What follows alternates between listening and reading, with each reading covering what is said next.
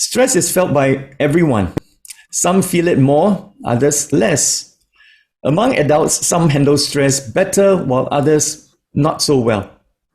And what about our kids? They are not immune to stress. And being children, they might not have the ability to report that they are feeling stressed or know how to manage their stresses effectively. So stresses gets bottled up, and being children, they are affected physically, emotionally, socially, and psychologically. If you are a parent, this video is a must-watch for you.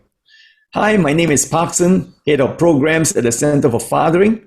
With me today to discuss about stress and children is Valerie Oh, a therapist at Counseling and Care Center. Valerie has been working with children, youth, and families for coming to 17 years since a formal training in social work and family therapy.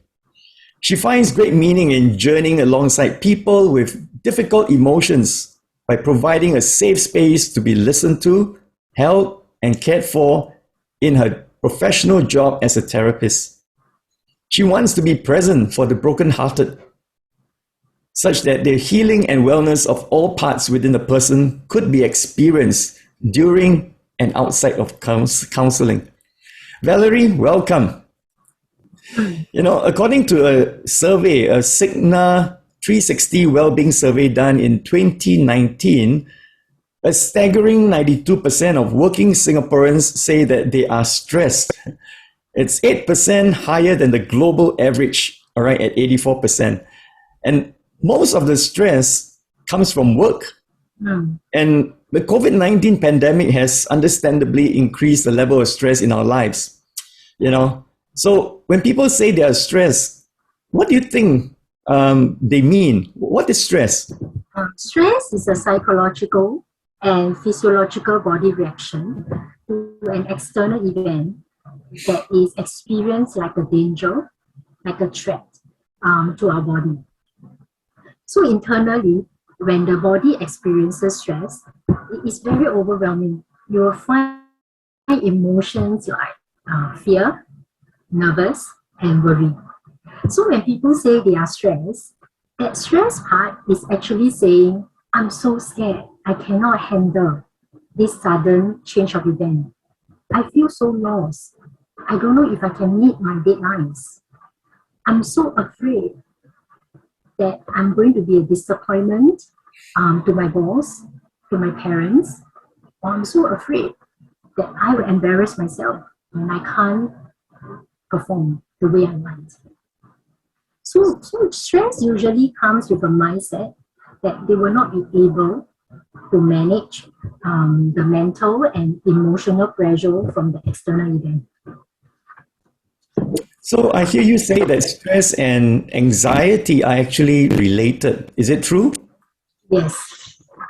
Stress and anxiety are highly related. Like what we mentioned just now, stress is often experienced in the body. And anxiety often is a very familiar emotion we know. We often say, I'm very anxious. But when we break the anxiety down, we will discover there are more important core emotions in the anxiety. And usually in the anxiety, we will find the core emotions to be fear and worry. It's usually the fear and worry that we can't meet expectations or we cannot perform. We can't handle it well. The fear and anxiety that we will be alone in dealing with the event. So I like to see like stress and anxiety, they are like neighbors, Where you find stress, you will find anxiety. They are like neighbors on the same floor. One unit is stress, and the other unit, you will find that stays all the emotions of fear, worry, anxiety inside. And sometimes I find that another neighbor will also be on the same floor. That is the belief, the mindset that we can't do it or I'm not able to cope. I see. Thank you for that. All right. That explains it because, stress is a word that is used so often. Sometimes people might not fully understand what it comprises. Now that we understand what it could comprise, maybe it's easier to manage it or deal with it, all right, more specifically and more in a more targeted fashion. And the COVID-19 pandemic has, understandably increased the level of stress for everyone. And nearly 7 in 10 Singaporeans found that 2021 to be the most stressful year at work, all right, because of mainly the work from home arrangement. And children have felt the impact of COVID-19 also in their lives because it has disrupted their daily routines in terms of schooling and also their social life. So now, apart from all of that, the COVID-19, all right, let's say pre-COVID days, what are some of the typical sources of stress do you think children can experience in their lives? So stress becomes unhealthy to the body when a child is always overwhelmed with the prolonged feeling of helplessness, powerlessness, and hopelessness. They have difficulty seeing that situation can change or improve. And stress becomes dangerous or unhealthy to the body when it takes away the child's sense of control, stability, and safety in functioning and coping. Coming to the different sources of stress that a child can have, one part of it is that the stresses are inevitable at different developmental stage of a child. So we have like 3 developmental stage for a child. Below 7 years old is the preschool stage, and 7 to 12 years old is the schooling stage, and which we call the middle childhood stage. And the last stage will be the adolescent, entering teenager from 13 to 16. So generally, any child in whichever stage that they are in, they will have developmental tasks to perform. And every developmental task to perform is part of their growth, is part of their functioning. So it can be, like what we say, if they have good support, then that part of the stress can be managed. So other than the developmental stage, developmental tasks that children have to go through, which is inevitable, it is more the process of going through the developmental tasks that can also be very stressful through expectations, having to manage expectation, having to manage comparison. Because often, even ourselves as adults, we are all different. We have different faces. We have different paces in doing things. So the same for our children. And I find that a lot of greater source of stress is not about doing the developmental tasks or meeting the milestone, but often it comes from a lot of expectations from schools, from families, or even children. They compare themselves with their friends. And there is the internalized kind of comparison that if I cannot do this as good as my friend, then I'm not good enough. Or I need to do that standard, then I can be good enough. So that itself can be a huge source of stress and anxiety for a child's body. And the other part is managing transitions. So now in the family, we know that couples, their parents have their own fair share of marital struggles. And they may be in the midst of going through separation, divorce, or sometimes they may witness parents' marital conflict in the house. And this can be a huge source of stress for the children as well. Because if there is no processing with them, what is happening to what they see, some children internalize it, that it's their fault, that they are to be blamed for their parents' marital issues. And that can also create another source of anxiety, worry, and fear in the body. And the last one, I think the source of the stress comes through social relationship. Because in that stage, the 3 stages, they have to learn skills of forming friendships, forming their own identity. So in that stage, sometimes they struggle in being themselves. Because in being themselves means they can be very different from other people. And being different from other people, they may be ridiculed or they may be bullied. And that itself is also a huge source of stress.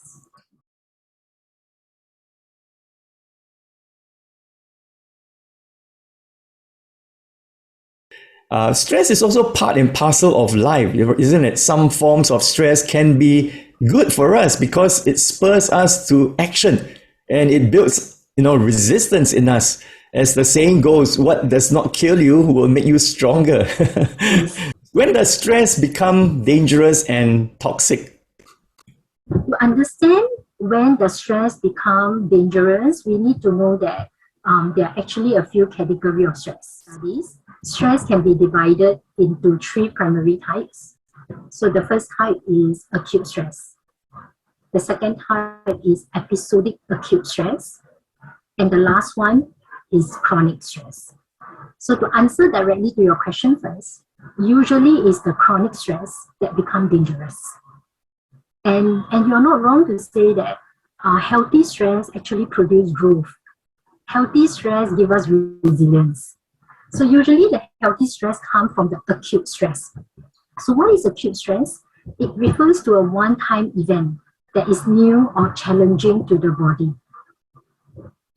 It's the kind of feeling that you get, like for example, for children, it could be like transferring to a new school, forming new friendships, or children having to move to a new neighborhood, new community, or even entering a competition, going on stage for a public speaking event or storytelling event. So these are just one-time off event that can be stressful to the body, but once the event is over, the body resumes back to normal functioning, healthy functioning again. So I just want to highlight that acute stress can also be experienced in happy occasions. So for an example, like children going on stage to receive an award, giving a short speech on their achievement, they can actually feel stress.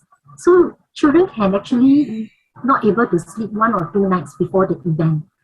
The acute stress is making them feel afraid. Like if they go on the stage, whether they will make mistake, whether they will blank out in front of a big crowd.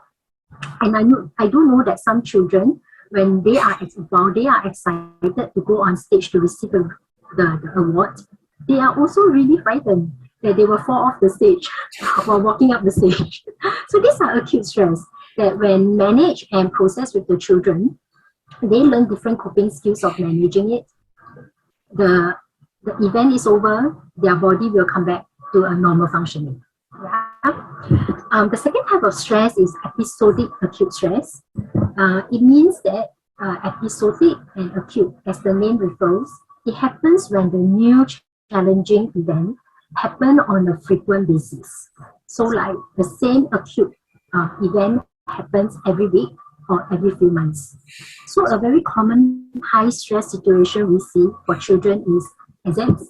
Exams happen 2 times a year. Or CA, continual assessment, that happen also maybe 2-3 times a year. So the body will have to go through that stress again whenever the exam or the test is approaching, or when they have to go for competition once every few months. With this type of episodic acute stress, generally, if let's say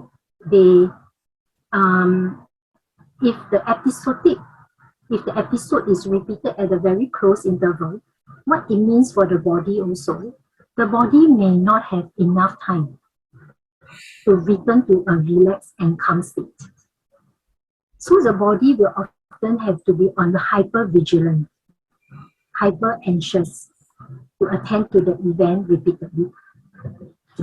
And also, an important thing to highlight here is also the children experience with the event itself. So if let's say the first time they experience the competition or the exam, they did not receive positive, encouraging comments from the coaches or from the teachers, then naturally the body does not have a good association to the stress. it will make them feel bad about themselves, or sometimes children will internalize it as a shame. I'm bad. I'm not good enough. I must be horrible because I can't handle the stress. So this will make it even harder to deal with episodic acute stress. Yes. The last one is chronic stress. Chronic stress is the accumulation of stressor that continue for a long period of time in children. So one relevant example of chronic stress is sometimes like children can be rushing and attending enrichment and tuition classes weekday and weekends. And one interesting point about chronic stress is that we can experience chronic stress. The parents may not also be aware. Children are not aware too. The only awareness comes at the when certain things get triggered, like through a very depressed mood, low moods, panic attacks. And sometimes when we look back, we realize that, oh, a 16-year-old child has been experiencing chronic stress since 7 years old. And then when we ask about the history, what about the stress, we realize that running from courses to courses has created a constant sense of anxiety, worry, and fear in the child. So the other chronic stress sometimes is also children experience bullying. Bullying can be an ad hoc stress, one-time event, and when it gets settled, it's fine. But some children may have experienced chronic stress through bullying since primary school to secondary school, and some males, they may even continue to experience bullying in national service.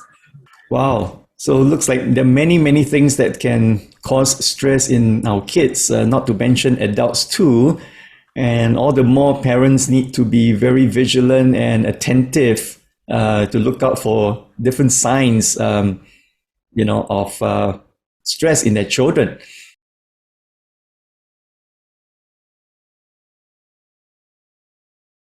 You mentioned that, children may not be able to tell that they are under stress. They might feel it, but they might not have the words to, express it to their parents or any other adults how they're feeling.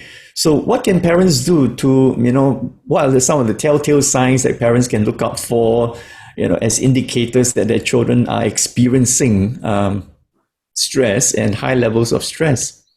Behaviors is the best indicators because for children, when they are young, they may not have the appropriate vocabulary to tell the parents, I'm scared, I'm worried, I'm nervous. And for older children like teenagers, I do find that sometimes or often they do have the words.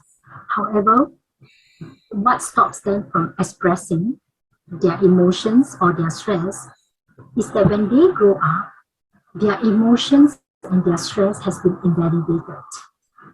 So what do I mean by that? Is that if a kid, maybe a kid, like when they are in primary school or even younger, they can say, I'm happy. They can use very simple language. Like, I'm happy, I am sad, or I am scared. And those emotions may have been dismissed by the adults in their life to say something like, what is there to be scared of? It's such a small thing. Everybody has to go through it. What is there to be stressed? So repeatedly, chronically, if they have experienced invalidating statements like that, it will make it actually very hard for teenagers to express what they are feeling to their parents, even if they have the words for it. And of course, for children, they might not be able to do that until we mirror it for them. So one of the telltale signs, often very obvious when children are really stressed, is the displaying of behaviors. So for example, for younger children, one of the behavior, if they are stressed and you will repeatedly see it, for example, is that every day they may say, I don't want to go to school. Or every day, the behavior of not able to wake up on time. But then when it comes to weekend, they can wake up to do other things. So that is one way to tell the behaviors. Or sometimes It can be physiological reactions in the body. They may have constantly having stomach ache whenever it's a stressful event coming up. The night before, they have insomnia. And some chronic stress, how you know they have chronic stress is also through the behavior of, for example, self-harming behaviors. Or sometimes they may express in frustration, in anger to their parents that I don't want to live anymore. They may entertain suicidal thoughts and they may express it. Some may not, some may. And some may say that life is very meaningless. I wish that God can take me home soon. Something like that. Younger children and older children sometimes may also lie. So you see lying behavior.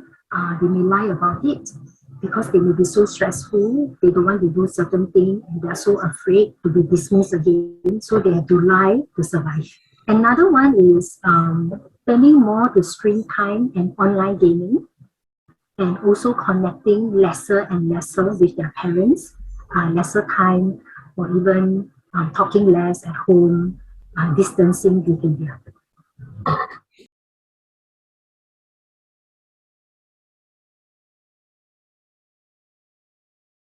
Another question is this: how does stress affect our children in terms of their bodies and as well as their brains?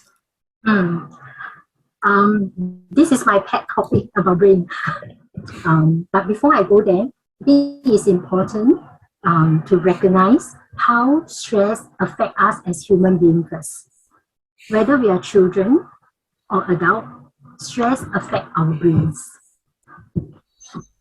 I like to describe generally how stress affects all adults and children by understanding the brain. We need to understand the two key parts of our brain that it is being activated when stress is present. So one part of the brain is called hippocampus. The other one is called amygdala. Hippocampus and amygdala play a very important role in the release of stress hormones when our body picks up stress. Hippocampus is the learning and memory part of the brain that retains short-term memory and absorb learning. Amygdala is like a fire alarm. So amygdala is like A, so it's very easy to remember. When our fire alarm in the body goes off, means that the amygdala of our brain goes off. Amygdala go off in our body because it tells us that we are in danger. When our body senses danger, it will trigger the fire alarm in our body to fight, flight, that is run away, or even freeze. So just now I mentioned that hippocampus and amygdala play a very important role in the release of stress hormones. When our body is filled with so much stress, it takes up so much headspace in our brain that it leaves very little space for our prefrontal cortex, which is important. Prefrontal cortex is our thinking brain. It's our regulating and reasoning brain.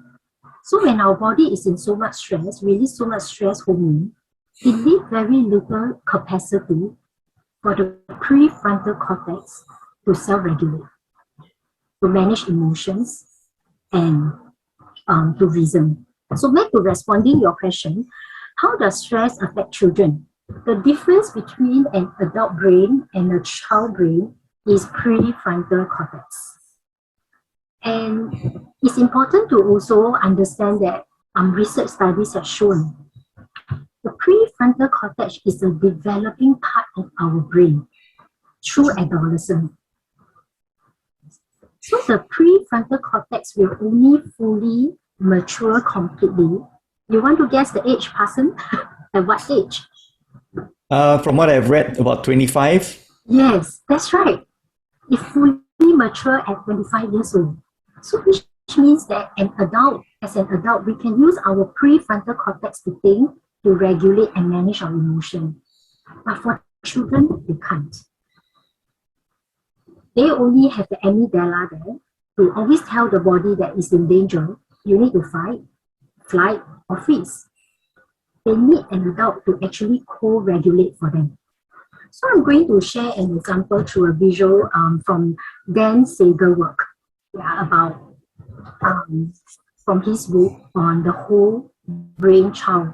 So I'm going to use you can see, right, my hand here. And at the base of our brain, represent here is our wrist.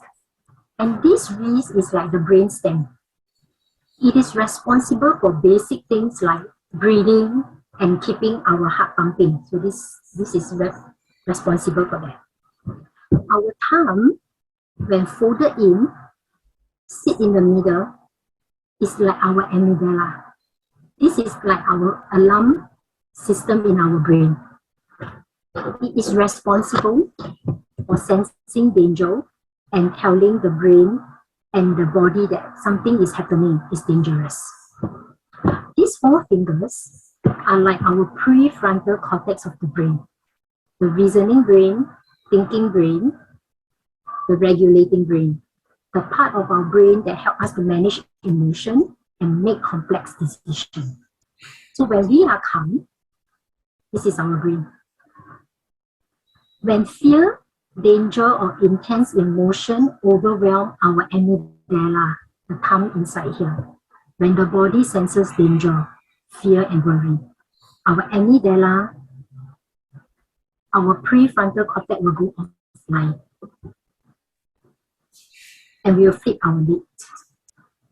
That's why sometimes when we flip our lid, right, it's so hard to make thoughtful decisions when we are so upset. So when children, when they fear, when the body is in stress, their amygdala alarms trigger off, and their prefrontal cortex that is still developing, not fully developed yet, go offline. So that's where we see a lot of huge emotions. Sometimes the behavior is very rude, disrespectful. We see socially undesirable behaviors.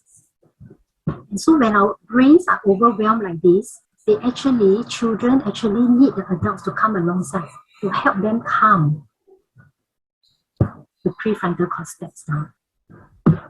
So there's another example that I often hear from parents and they cannot make sense of. They will tell me that, my children are able to do all the assessment papers at home. They can do it very well. I'm not sure why. The moment they go into exam hall, they told me that their mind went blank. They couldn't answer those questions that they could do at home. And the parents were scratching their head. They couldn't understand why. And if we use the brain-child approach to look at it, it's not too difficult to understand why. When they go into the exam hall, maybe the child comes with expectations that they need to perform, whether is it expectation from teachers, from parents, or themselves. They feel that they need to perform, and they have done so many assessment papers at home, they should be able to do it. So the sense of stress, they may not even be aware, it's already in the body. The sense of anxiety that I need to do well, I want to do well so that I can go to certain school, etc., is already felt in the body. And then it's so much that actually in that moment, in the child, the frontal lobe is already up. And when this is up, right, they can't use their reasoning brain. The body will be in a state of fighting, flighting, or freezing. So if they turn blank, if the children tell their parents, I don't know why, my mind just went blank in front of the papers, very possibly the body is in a frozen state. So when the body is in the frozen state to survive, they can't write because all the energy is used to keep a child survive. So it's frozen.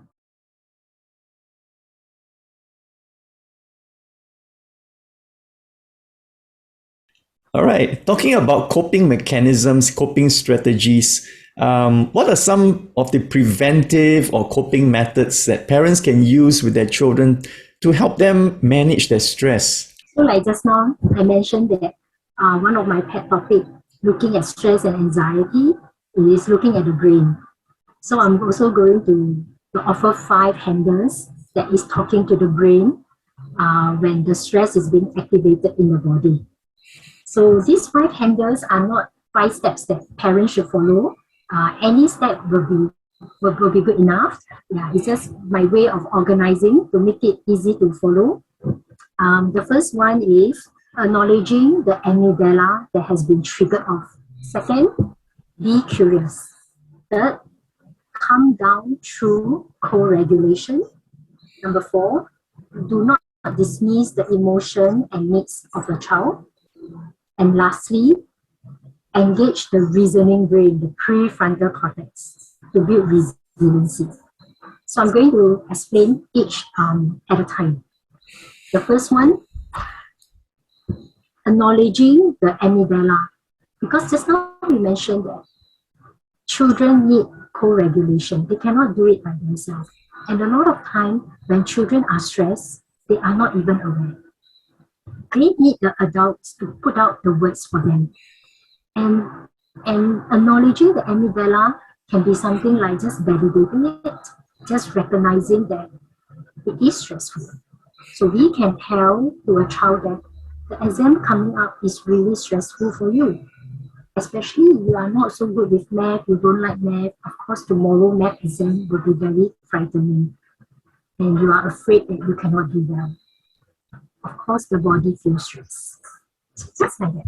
A statement like that, acknowledging the stress in the child's body can actually calm down.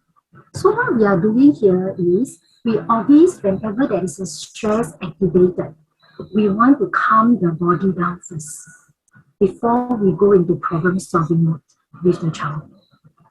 So first, we can acknowledge the alarm that is being triggered off in the child's body, that is the stress. We can also acknowledge to the kid that we are together in this. No, I'm here with you. The second one is being curious. Be curious.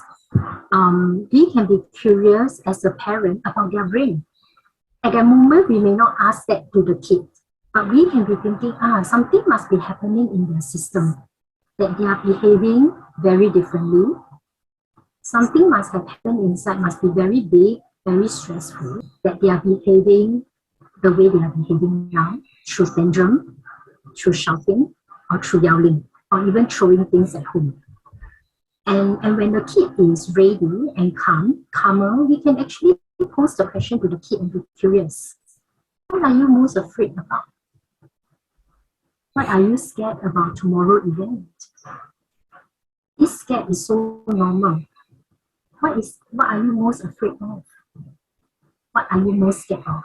Even if a child cannot really respond with words, just hearing the parent being curious, attending to them, the body naturally will feel calm.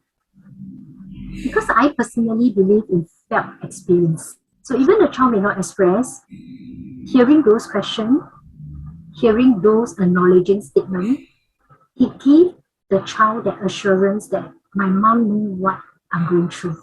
My dad knows and will take me seriously for my stress. They are not dismissing me.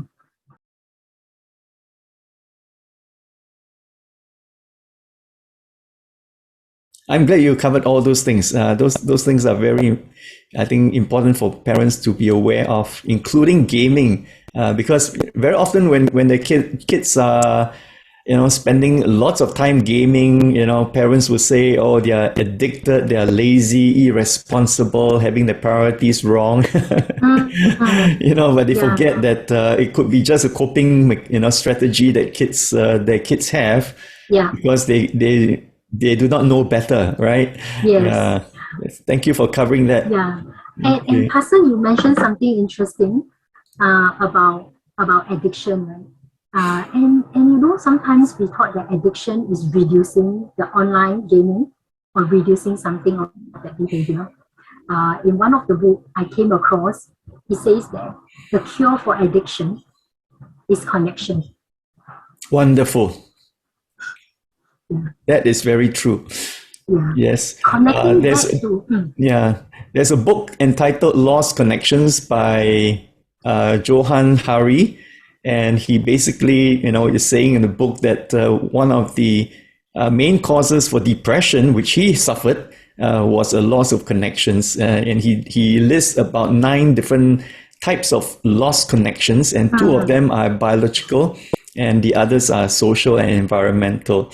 So in other words, depression can be quite easily cured if people just learn to reconnect, with different things in their lives. Wonderful. Yeah, that's right. And I think the reconnection is also not just about reconnecting back to external relationship with friends or with family members. Often in the addiction, the connection is also connecting back to who they are. When That's they right. can connect back to who they are and what they are created for, Yep. they don't need to run to that coping mechanism so often anymore. Yeah, like having a purpose in life, finding meaning in life, right? Absolutely.